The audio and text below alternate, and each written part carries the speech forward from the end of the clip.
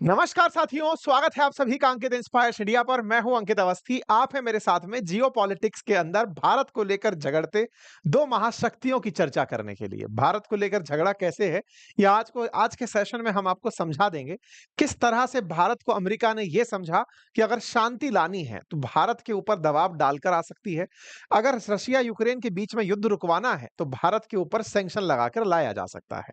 Russia Ukraine के अंदर सबसे ज्यादा शांति का मसला भारत पर लगे प्रतिबंधों से ही होकर निकलेगा। इस बात को संभवतः पुतिन ने यह कहते हुए समझा दिया था अलास्का मीटिंग में कि ठीक है, आपने सैंक्शंस की बात करी, टैरिफ की बात करी, लो मैं आपसे मिलने चला आया। लेकिन पुतिन जब पहुंचे तो अमेरिका को उम्मीदें जगी। इसी के चलते नाटो कंट्रीज और यूरोपियन यूनियन के बड़े सारे देश अमेरिका जेलेंस्की को लेकर पहुंचे और उन्हें लगा कि ट्रंप शायद अब पुतिन और जेलेंस्की के बीच में बातचीत करा ही देंगे। लेकिन हाथ कुछ नहीं लगा। पुतिन ने साफ कर दिया है कि अभी कोई मीटिंग प्रस्तावित नहीं है। आज के सेशन में विस्तार से चर्चा करेंगे कि आफ्टर ऑल बात फैल कहां गई। हेडलाइन ऐसी क्यों बन गई कि नो मीटिंग प्लान्ड। क्या ट्रंप फेल हो गए? क्या पुतिन ने ट्रंप को कुछ ऐसा झटका दे दिया? और अगर इन कहानियों के पीछे चलकर देखा जाए तो यह सब उस समय घटा जब भारत के विदेश मंत्री रूस की यात्रा पर थे। पहले एनएसए डोवाल जब रूस की यात्रा पर थे तब पुतिन ने अमेरिका जाना स्वीकार किया था। अब जब जयशंकर साहब रूस की यात्रा पर थे तो पुतिन की तरफ से संदेश आया कि हम प्लानिंग में नहीं हैं। ये कैसे सब कुछ बदला? पहले पुतिन का ट्रंप से मिलना तय होना, उसके बाद में मना हो जाना, ये सब चल क्या रहा है? आज के सेशन में इसको डिकोड करेंगे, इसको समझने का प्रयास करेंगे। कारण बड़ा इंटरेस्टिंग है क्योंकि अल्टीमेटली ट्रंप को यह लग रहा था कि अगर रूस पर दबाव बनाना है तो भारत को दबा दो, और इस काम को वो करने में संभवतया कामयाब हुए। उन्हें ऐसी फीलिंग हमने दे भी दी थी। उन्हें लगने लगा था कि जैसे ही हमने टैरिफ अनाउंस किए, पुतिन हमसे मिलने चले आए और इन्होंने इनका खूब सम्मान किया, गाड़ी में बिठाया, मीटिंग तक लेकर गए। बकायदा इसका प्रभाव भी दिखा। यूरोपियन देशों को, नाटो कंट्रीज को लगा कि अब वो समय आ गया है जब ट्रंप हमारी बातचीत करवा देंगे। लेकिन क्या रहा? वो आपके सामने है। ये तमाम बातचीत व्यर्थ रह गई। ट्राइलेटरल के इंतजार में बैठे जेलेंस्की को फिलहाल कोई भी सूचना नहीं मिली क्योंकि इन्होंने गुगली खेल दी है। और इस गुगली के पीछे मास्टरमाइंड भारत को ही बताया जा रहा है कि भारत ने तमाम प्रयास तो किए थे कि एक बार हो जाए तो भाई साहब देख लो, लेकिन सही मायने में जब नहीं हुआ और भारत के साथ सख्ती जारी रही तो संभवतया आज जो स्थिति बनी है वो आप सबके सामने है। तो क्या अमेरिका सही है इस बात को लेकर के रशिया यूक्रेन युद्ध को रुकवाने में भारत का बड़ा महत्व है? अगर भारत चाह ले तो युद्ध रुक सकता है और भारत ना चाहे तो युद्ध ना रुके। तो क्या भारत जानबूझकर अब ट्रंप को खींचे चला जा रहा है? क्या भारत जानबूझकर रूस के साथ मित्रता मजबूत कर रहा है ताकि उन्हें यह एहसास दिलाया जा सके कि आपने भारत के साथ गलत किया है? भारत के साथ गलत कहां से शुरू हुआ, यह तो आप सब जानते हैं। जब पाकिस्तान को भारत के बराबर लाने का प्रयास अमेरिका ने किया, बस उसी के बाद से सारी कहानी बिगड़ती चली गई। जहां ट्रंप उम्मीद करते रहे कि भारत यह स्वीकार लेगा कि इन्होंने शांति कराई है, भारत नहीं माना। वहीं दूसरी तरफ भारत ने उन्हें जो संदेश भेजा, वो संदेश जिस तरह से स्पाइरल होकर पड़ा, अब वो अमेरिका में ट्रंप की राजनीति के लिए खतरा बनता चला जा रहा है। आइए इन सभी बातों पर एक एक करके विस्तार पूर्वक विश्लेषण करते हैं। एक जरूरी सूचना आपसे साझा कर लेते हैं। सूचना यह है कि हमारे एप्लीकेशन बातें बाजार की पर आप लोगों के लिए रविवार सुबह 11 बजे एक वेबिनार रखी गई है फाइनेंशियल फ्रीडम के लिए। फ्री वेबिनार है, आप उसे ज्वाइन कर सकते हैं। लिंक कमेंट बॉक्स में पिन है, सो दैट आप वहां से कुछ basic fundamentals of stocks, basic fundamental of mutual fund जैसी चीजें जान लें। अपने आप को अभी जाकर रजिस्टर कर लीजिए। साथियों, अमेरिकी राष्ट्रपति डोनाल्ड ट्रंप के एडवाइजर पीटर नवारो का एक बयान इस समय काफी ज्यादा वायरल हो रहा है। वो कह रहे हैं कि भारत ने रूस से तेल खरीदकर मुनाफाखोरी का आरोप लगाया है। कल हमने एक सेशन भी किया था, आपको ध्यान होगा, जिस सेशन में हमने ये कहा था कि मोदी जी के साथ धोखा हुआ है। और उस धोखे के अंदर हमने एक कहानी सुनाई थी आपको, जिसमें हमने अमेरिका के वाणिज्य सेक्रेटरी का एक बयान सुनाया था, जिसमें वो ये कह रहे थे कि भारत ने रूस से तेल खरीदकर $16 बिलियन कमाए हैं और उसमें से $6 बिलियन केवल अंबानी ने कमाए हैं। ऐसे में अंबानी चाहते थे कि रूस से तेल खरीदना जारी रहे और यही कारण है कि भारत अमेरिका के साथ बढ़िया बनकर रहे। इस बात के लिए अंबानी मोदी सरकार पर प्रेशर डाल रहे थे। ये कल एक नैरेटिव था जो ट्विटर पर चल रहा था। यही मैंने आपको रात को आकर एक्सप्लेन किया था कि ट्विटर पर ऐसी बहस क्यों छिड़ी है। लेकिन जब मैं आपको ये एक्सप्लेन करके गया, कल रात को मैंने कमेंट जाकर जब पढ़े, तो उनमें से कुछ लोगों के कमेंट्स मेरे लिए ही आ गए थे। सर, आप डीप स्टेट से जाकर मिल गए हैं। सर, आप उन लोगों से जाकर मिल गए हैं जो देश को तोड़ना चाहते हैं। मुझे लगता है कई बार लोग सुनने में देरी कर जाते हैं। मैंने शुरुआत की थी कि ये खबर उठ कहां से आ रही है, खबर को जोड़कर कैसे देखा जा रहा है। एक राजनेता जीवन में ना जाने कितने सारे स्टेप से होकर गुजरता है, लेकिन मैंने आप लोगों को जब बातें रखी, तो मैंने आपको शुरुआत में बता दिया था कि ट्विटर पर एक नया बहस छिड़ा हुआ है, आज हम उसको समझ रहे हैं। लेकिन कंक्लूड करते-करते लोगों ने मुझसे सवाल कर लिए कि नहीं, नहीं, नहीं, नहीं, नहीं। अभी कुछ लोगों ने तो ये तक बयान दे दिया, आप इज़राइल जाकर आए हैं, इज़राइल में अमेरिका है, अमेरिका वालों ने शायद आपको पैसे दे दिए हैं, आप भारत के विरोध में। यार, कितना जबरदस्त तरीके से भारत के विद्वान लोगों ने अंतर्राष्ट्रीय संबंधों को चुटकी भर में समझ लिया है। मतलब कहाँ से लाते हैं, कहाँ हैं हमारे देश के ये यशस्वी लोग जो इतना जल्दी तार जोड़ करके बैठ जाते हैं। मेरे महानुभावों, मैंने कल भी यही कहा था कि देश के लिए राष्ट्र प्रेम सर्वोपरि है और राष्ट्रीय हित सबसे ऊपर है। आपको पर्सपेक्टिव बताने के लिए मैंने चर्चा छेड़ी थी, लेकिन उस पर्सपेक्टिव को आपने मेरा विचार मान करके सुन लिया। कोई बात नहीं, विचारों की स्वतंत्रता हो, आपके पास सब तरह के विचार हो, तभी आपका विश्वास और दृढ़ होता है। क्योंकि अगर अविश्वास आपके किसी के प्रति विश्वास को तोड़ दे या संदेह किसी के प्रति विश्वास को तोड़ दे, तो वो खाक विश्वास है। आपका देश में विश्वास है, देश की सरकार में विश्वास है, देश की नीतियों पर विश्वास है। ये तो संदेहों को पार करके भी रह जाता है, तो मजबूती के साथ दिखता है और वो परमानेंट वाला निकल कर आता है। अमेरिका ने फिर से बयान दिया। बयान ये दिया कि भाई, इंडिया वालों ने तो हमारे पास तेल बेचकर लाभ कमाया। मैंने कल के सेशन से 1 दिन पहले वाले सेशन में आपको ये कहा था कि भाई, हमने लाभ कमाया, तो लाभ कमा के हमने टैक्स भी तो कमाया। हमने लाभ कमाया, तो हमने अपने यहाँ पर तेल सस्ता भी तो पाया। हमने लाभ कमाया, तो हमने आपको माल बेचा, आपने हम पर टैरिफ लगाकर मुनाफाखोरी रोकने के लिए, एक आदमी को दंडित करने के लिए आपने लाखों लोगों के रोजगार पर संकट डालने का विचार कैसे कर लिया? क्या आप लोग मानते हैं, हमने अमेरिका से कल संवाद जब आपके सामने रखा था कि भैया, क्या आप लोग ये मानते हैं कि इंडिया आपके सामने गुलाम बनकर चल रहा है, नव उपनिवेशवाद के दौर में जी रहा है? पर चलिए, खैर कोई बात नहीं, आपने जितना भी सुना, मैं आपको फिर से दोहराता हूं। कल इनके यहाँ के एक सेक्रेटरी ने, ट्रेड हाउस के एडवाइजर हैं ये, पीटर नेवारो, इन्होंने कहा कि इंडिया रिफाइनिंग कर रहा है, रिफाइनरी से प्रॉफिटियरिंग कर रहा था। वो रूस से तेल खरीदता था और हमें बेचकर पैसे कमाता था। ये ओपन सीक्रेट था। ये तो बात हमने ही दुनिया को कई बार बताई है। तो ये लोग तो हमको क्या ही बताए होंगे, बट ठीक है। इन्होंने यहां पर एक बात और ऐड कर दी, और वो ये थी कि जंग की शांति का रास्ता भारत से होकर ही जाता है। भारत रूसी तेल को खरीदता है, जिससे रूस को पैसे मिलते हैं, और ये मुनाफा कमाने की इनकी अपनी एक स्कीम है। मोदी एक महान नेता हैं। भारत को सोचना चाहिए कि वह वैश्विक अर्थव्यवस्था में क्या भूमिका निभा सकता है। यह कदम शांति नहीं, बल्कि युद्ध को आगे बढ़ा रहे हैं। इनके जैसे वृद्ध व्यक्ति से इस तरह की बातें अपेक्षित नहीं थी। क्यों? क्योंकि ये अधूरा सत्य बखान रहे थे। सत्य तो ये है कि दुनिया में तेल खरीदने की परमिशन, कि आप लोग तेल खरीद सकते हैं, हमने प्रतिबंध लगा दिए हैं, ये अमेरिका ही बांटता फिर रहा था। अमेरिका ने ही भारत को कहा था कि तुम तेल खरीद सकते हो। और तो और, दुनिया में साफ पता है कि हमसे ज्यादा तेल रूस खरीदता है, सॉरी, चाइना खरीदता है। हमसे ज्यादा एलएनजी यूरोप खरीदता है, लेकिन केवल भारत से होकर के रास्ता जाता है। इससे अमेरिका की क्रेडिबिलिटी पर सवाल उठे हैं।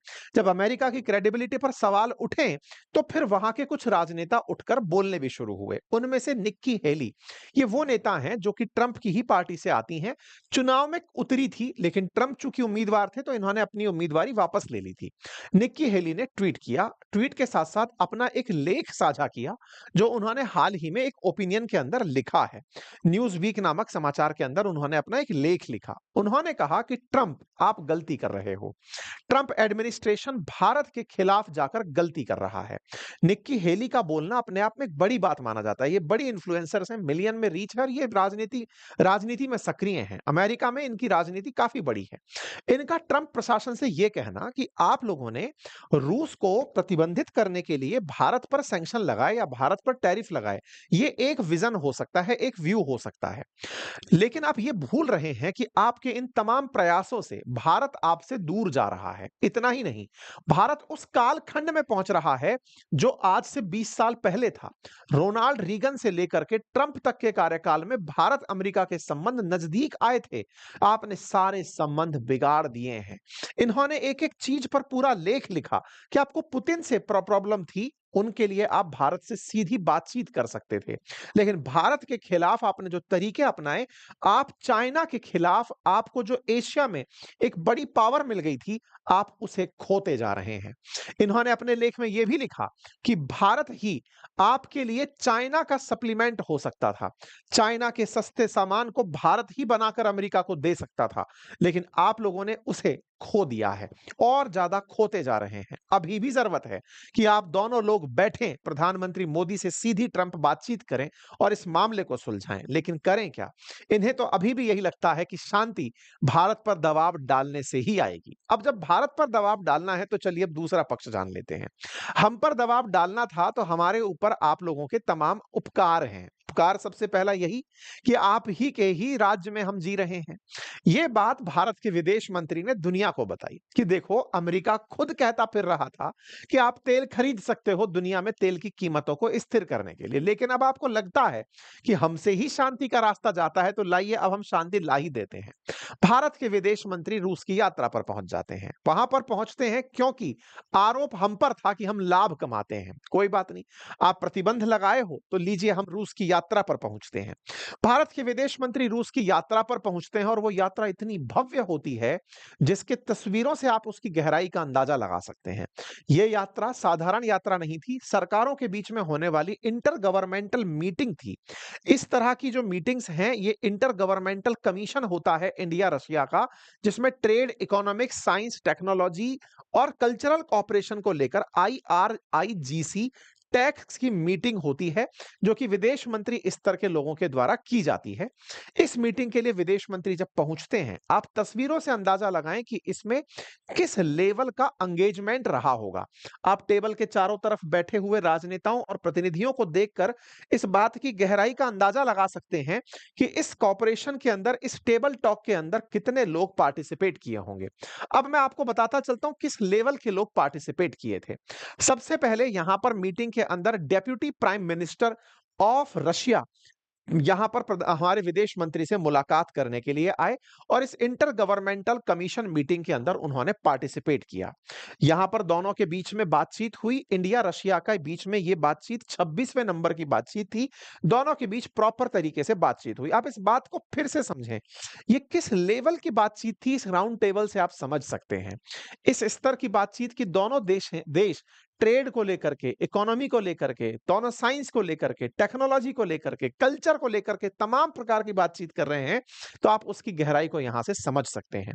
हमने बकायदा यहां पर डिटेल डिस्कशन किया और कहा कि ऐसे मीटिंगों की संख्या अब और बढ़ा दी जानी चाहिए।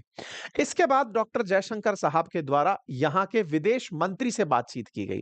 विदेश मंत्री से बातचीत हुई और दोनों के बीच में जो बातचीत हुई वो धीरे धीरे पब्लिक होना शुरू हुई। सरगई लेवरोव से इनकी बातचीत होती है। वो बातचीत में बाद में निकल कर आता है कि हम लोग मिलकर के और ज्यादा अच्छे से गुड ट्रेडिशंस को आगे बढ़ाएंगे, हम मिलिट्री कॉपरेशन में आगे जाएंगे और हम चाहेंगे कि हम जो इतिहास लेकर चल रहे हैं वो आगे और मजबूती से चले। साथ में पुतिन इस साल के अंत में भारत की यात्रा पर होंगे। दोनों ने अपने एम्बिशन, यानी कि दोनों के जो ख्वाब हैं वो साझा हैं। दोनों एक तरह से दुनिया को देखते हैं और उस तरीके को इन्होंने यहां पर साझा किया और कहा कि हम अपने इकोनॉमिक लिंकेजेस को और डीपन करने का प्रयास करेंगे। इसके बाद में भारत ने एक और बयान दे दिया। जब पत्रकार ने इनसे पूछा कि आपको तेल खरीदने के ऊपर पाबंद किया गया है, तो इसमें विदेश मंत्री ने कहा कि इस बात को लेकर के हम बड़े ही परप्लेक्स्ड सिचुएशन में हैं, असमंजस में हैं, बड़ी ही अस्पष्ट स्थिति है कि भारत रशियन तेल का सबसे बड़ा खरीदार नहीं है, वो चाइना है। लेकिन फिर भी अगर हमारे ऊपर आप किसी प्रकार का टैरिफ लगाते हैं तो ये ऐसी स्थिति स्थिति में समझ नहीं आता जब अमेरिका ने खुद हमसे ये कहा हो कि बाजार की कीमतों को स्थिर करने में भारत तेल खरीद सकता है, do everything to stabilise world market. ऐसा भारत को अमेरिका ने कहा था, वॉशिंगटन ने भारत को एनकरेज किया था कि आप तेल खरीदकर दुनिया में बाजार में तेल की कीमतों को स्थिर बनाए हुए हैं। फिर भी अगर हमारे साथ ऐसा कर रहे हैं तो ये हमारी समझ से परे है। चलिए, इसका मतलब भारत ने रूस में बैठकर भी ये संदेश दिया कि अमेरिका, जो अमेरिका के अंदर बैठकर अमेरिकी नेता ही ट्रंप को दे रहे हैं कि आप ये सही नहीं कर रहे हो, भारत ने रूस पहुंचकर भी यही संदेश दिया कि आपने ही पहले कहा था तेल खरीद सकते हो, अब आप हम पर इस तरह का प्रतिबंध लगा करके दुनिया में अपनी साख को बट्टे लगा रहे हो। कोई बात नहीं, भारत ने साफ कहा कि हम लोग आगे भी काम करते रहेंगे, और इतना ही नहीं, आने वाले समय में नॉर्थ सी वाले रास्ते से भी हम ट्रांसपोर्टेशन को आगे बढ़ाकर लेकर आएंगे। प्रधानमंत्री के सॉरी, यहां पर इतनी ही नहीं, न्यूक्लियर एनर्जी को लेकर के भी बातचीत हुई कि हम कैसे आगे बढ़ सकते हैं। ये बातचीत आगे निकलती गई। फिर ये सारी चीजें निश्चित ही ट्रंप प्रशासन के लिए चिंता का विषय थी। चिंता और तब बढ़ गई जब एस जयशंकर साहब से खुद पुतिन मुलाकात कर लिए, और ये मुलाकात बिल्कुल वैसे ही जैसे कभी थोड़े दिन पहले एनएसए डोभाल साहब की पुतिन से मुलाकात थी, बिल्कुल वैसे ही जयशंकर साहब की यहां मुलाकात थी। लेकिन इस बार टेबल के उस पार सरगेई लेवरोव भी बैठे थे, तो डेप्यूटी प्राइम मिनिस्टर भी बैठे थे। कुल मिलाकर के इनकी जिन लोगों से अलग अलग बातचीत हुई थी, अब वो सब एक साथ एक टेबल पर बैठकर बातचीत कर रहे थे। पुतिन का भारत के विदेश मंत्री से इस गर्मजोशी से मिलना, और इस मुलाकात में जो कि विदेश मंत्री स्तर की थी, इस तरह से बातचीत को आगे बढ़ाना फिर से एक हिंट विश्व को दे रहा था कि रूस के लिए भारत कितना खास है। और यह विश्व जानता है, अमेरिका खुद मानता है कि यह निश्चित ही भारत इनके लिए खास है। इसीलिए भारत पर दबाव डाला जाता है ताकि भारत जाकर के पुतिन से कहे कि भैया शांति क्यों नहीं कर लेते हो। लेकिन इनको यह संदेश देकर भारत ने स्पष्ट कर दिया कि अगर आपको लगता है कि आप हम पर प्रतिबंध लगाकर हमसे पुतिन के खिलाफ बयानबाजी करवा लोगे, हमारे रिश्ते तोड़वा दोगे, यह आपकी गलतफहमी है। आपको ऐसे ही हमारे साथ चलना है तो ठीक है, अदरवाइज हम आपके साथ नहीं होंगे। ये सब बातें खत्म हुई ही थी, इतनी देर में सरगेई लेवरोव बाहर आते हैं और साफ कहते हैं कि भाई साहब, जेलेंस्की से किसी भी मुद्दे पर हमारी बातचीत नहीं बनी है। There is no meeting plan between Putin and Zelensky. Lavrov का यह बयान ऐसे समय पर आया जब पुतिन से इनकी जयशंकर साहब से इनकी मुलाकात हुई ही थी। आपको याद होगा, डोभाल साहब की मुलाकात के बाद ट्रंप और पुतिन का मिलना एक बड़ी खबर बना था, और जयशंकर साहब के मिलने के बाद इनकी तरफ से यह बयान आना कि पुतिन और जेलेंस्की के बीच में कोई बातचीत की चर्चा नहीं है। और साथ में यह भी कहा कि पुतिन तो रेडी है जेलेंस्की से मिलने के लिए, लेकिन एजेंडा तो तैयार हो कि समिट का एजेंडा क्या है। ऐसा क्यों कहा जा रहा था? क्योंकि असल मायने में ट्रंप चाहते थे कि वो जेलेंस्की से बात करके एक एजेंडा सेट कर लेंगे कि आओ अब इस बात पर चर्चा करते हैं। कौन सी बात? मैंने पहले भी कहा था कि पुतिन को यूक्रेन का एक हिस्सा दे दो, और यूक्रेन को नाटो या ईयू में मेंबरशिप दे दो, और सिक्योरिटी गारंटी दे दो। ना तो जेलेंस्की उस चीज के लिए तैयार हुआ, और ना पुतिन इस बात के लिए तैयार हुए कि वो नाटो का मेंबर बने। जब दोनों के बीच में कंसेंसस बने ही नहीं तो बातचीत कैसे होगी? वहीं ढाक के तीन पात रह गए। कुल मिलाकर के ट्रंप के ये सारे प्रयासों पर पानी फिर गया। ट्रंप ने जितने भी प्रयास किए थे इनको साथ में लाने के, वो सब वेस्ट हो गए। और ट्रंप की ये खुन्नस साफ दिख रही है कि वो इस युद्ध को कैसे रुकवाएं। उन्होंने भारत के साथ तो दुश्मनी ले ही ली है, भारत के साथ उनके जो पुराने संबंध हैं उनको उन्होंने किनारे पर रख ही दिया है, हाशिए पर रख ही दिया है। और तो और अब उन्होंने भारत और रूस को ज्यादा नजदीक ला दिया है। भारत की विदेश नीति में अब हम और ज्यादा तेजी से रूस और चाइना के नजदीक बढ़ रहे हैं। इन सभी चीजों के बीच में फिर एक और खबर आती है, और वो ये कि जब चर्चाएं चल रही हो कि समझौता होगा, शांति होगी, रशिया ने और एग्रेसिव होकर के यूक्रेन पर हमले शुरू कर दिए हैं। ये ताजा अपडेट्स हैं जिसमें आप अभी सुबह हुए हमलों को तस्वीरों में देख रहे हैं। यहां पर ये हमले सिद्ध करते हैं कि ट्रंप की इन दोनों के बीच में शांति कराने की जो भारत पर प्रेशर डालने की टैक्टिक थी वो कहीं फेल मार गई। तभी ये कार्टून बहुत ज्यादा सही दिखता है कि लार्जेस्ट डेमोक्रेसी को तोड़ने ट्रंप चले थे। 20 साल का जो हार्ड वर्क लगा था अमेरिका का, क्लिंटन, बुश, ओबामा, बाइडेन जैसे नेताओं का, वो केवल और केवल ट्रंप के ईगो के चलते रिलेशन खराब कराने तक पहुंच गया है। यह चर्चा अब होने लगी है कि ट्रंप के टैरिफ ने भारत को अमेरिका उसका राइवल बना दिया है और चाइना और रशिया के नजदीक पहुंचा दिया है। चर्चाएं अब बड़े स्केल पर होने लगी हैं कि आने वाले समय में ये ट्राइका, ये तीनों लोगों का एक समूह जिसमें भारत, रूस और चाइना होंगे, ये अमेरिका के लिए एक बड़ी मुसीबत बनेंगे। आपको याद होगा अमेरिका में जब ट्रंप का पुराना प्रशासन था, उस समय पर उनके एक एनएसए हुआ करते थे, वॉल्टन। इनका एक बयान था कि ट्रंप बड़े ही इगोइस्टिक आदमी हैं, ये केवल और केवल क्रेडिट लेना चाहते हैं। Trump tax credit for everything, ऐसा इनका बयान था। ये पिछले साल, पिछली बार के सरकार में एनएसए थे, इस बार इन्हें कोई पद नहीं मिला। इनका ये बयान बहुत वायरल हुआ कि ट्रंप को केवल क्रेडिट लेना होता है, जैसे वो भारत और पाकिस्तान के संघर्ष का ले रहे थे कि मैंने सीज फायर कराया। इस व्यक्ति को आज अमेरिका की एफबीआई ने जांच के घेरे में बिठा दिया। एफबीआई इनके घर पहुंचती है, इनके घर के अंदर जांच शुरू कर देती है। कहीं ऐसा तो नहीं कि तुम्हें कहीं से पैसे मिले हों। भाई साहब, इस बात से साफ पता चलता है कि अगेन ट्रंप के अंदर कितना पागलपन सवार हो चुका है। जो उनके खिलाफ है, जो उनकी नीतियों के खिलाफ है, उन सबके साथ चाहे वो कितनी भी मित्रता रखते हो। सोचिए, पुराना एनएसए, उसके घर रेड मरवा दी। एलॉन मस्क बाहर निकलवा दिया। इस व्यक्ति के साथ में ईगो लगा करके जो देश खड़ा है, उनके खिलाफ ये नुकसान पहुंचाने में खड़े हैं। इन्हें केवल एक ही आदमी सेट कर रहा है, दैट इज पुतिन।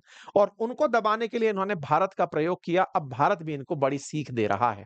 निश्चित ही इन दोनों की जोड़ी ट्रंप के लिए एक बड़ी नाजीर सिद्ध होगी। बाकी आप लोग इस विषय पर क्या सोचते हैं, अपनी राय कमेंट बॉक्स में जरूर रखें। चैनल पर नए हैं तो सब्सक्राइब कर लें। और हां, यदि आप इस रविवार समय रखते हैं तो जरूर पधारें। फ्री वेबिनार है, फाइनेंशियल फ्रीडम पर चर्चा होगी, म्यूचुअल फंड निवेश पर चर्चा होगी कि कैसे आप अपने लिए एक बहुत अच्छा प्लान बना सकते हैं ताकि भविष्य में आप अपने लिए फाइनेंशियल फ्रीडम और इंडिपेंडेंस दोनों सुनिश्चित कर सकें। Thank you so much.